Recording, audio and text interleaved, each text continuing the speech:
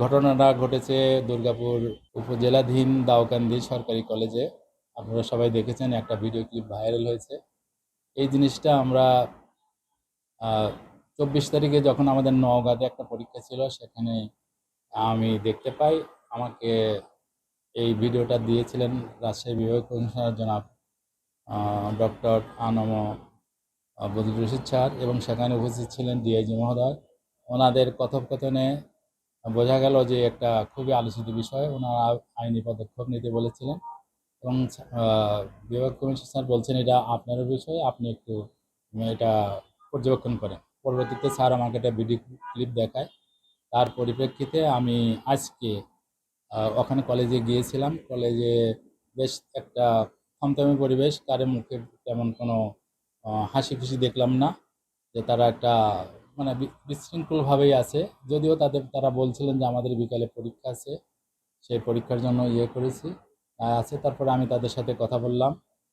কথা বলে তাদেরকে সার্বিকভাবে শান্ত থাকতে বললাম, যে পরিস্থিতি শিক্ষার মান যেন কোনোভাবে নষ্ট না হয়, এভাবে যেন রাজনীতি কোনো কালার না দেওয়া হয়।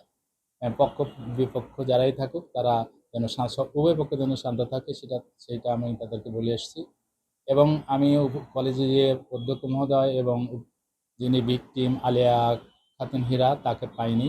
আমি তাদের সাথে ফোনে যোগাযোগ করার চেষ্টা করেছি, পাইনি।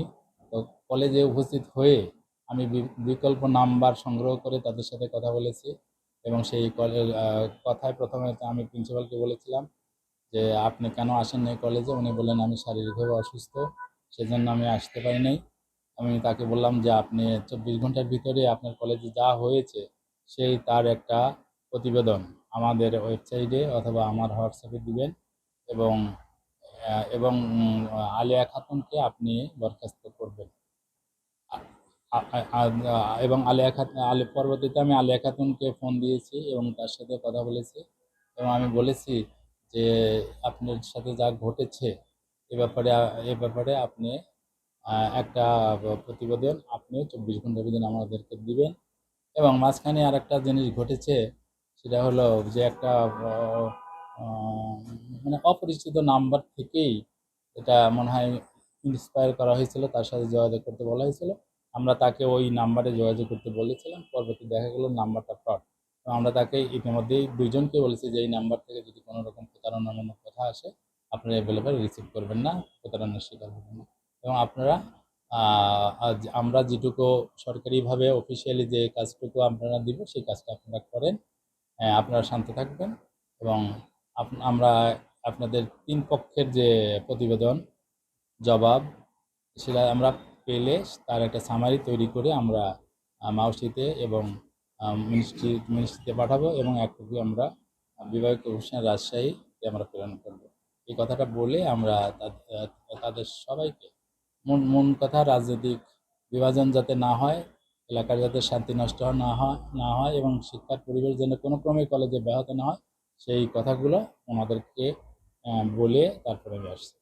Thank you. হ্যাঁ, এটা হলো আমরা যেদিন শুক্রবার 24 তারিখ যখন আমরা এই জিনিসটা আমাদের দৃষ্টিগোচর হলো, তাৎক্ষণিকভাবে আমি উপজেলা দুর্গাপুরের যে উপজেলা মাধ্যমিক শিক্ষা অফিসার জনাব লায়লা আরজমান, তাকে আমরা এটা তদন্ত করতে বলছি। এবং আমাদের যে জেলা শিক্ষা অফিসার আছে, তাকেও জিনিসটাকে তদন্ত করার জন্য এবং এ ব্যাপারে লক্ষ্য রাখার জন্য আমরা বলেছি। এবং আজকেও আমি মাধ্যমিক দুর্গাপুরের মাধ্যমিক শিক্ষা অফিসার, ওনার সাথে কথা বলেছি, উনি আমার সাথে কথা বলেছেন। উনি আমাকে বলেছেন যে আমি আজ তিনটার ভিতরেই হয়তো উনি আমাকে একটা প্রতিবেদন দেবেন।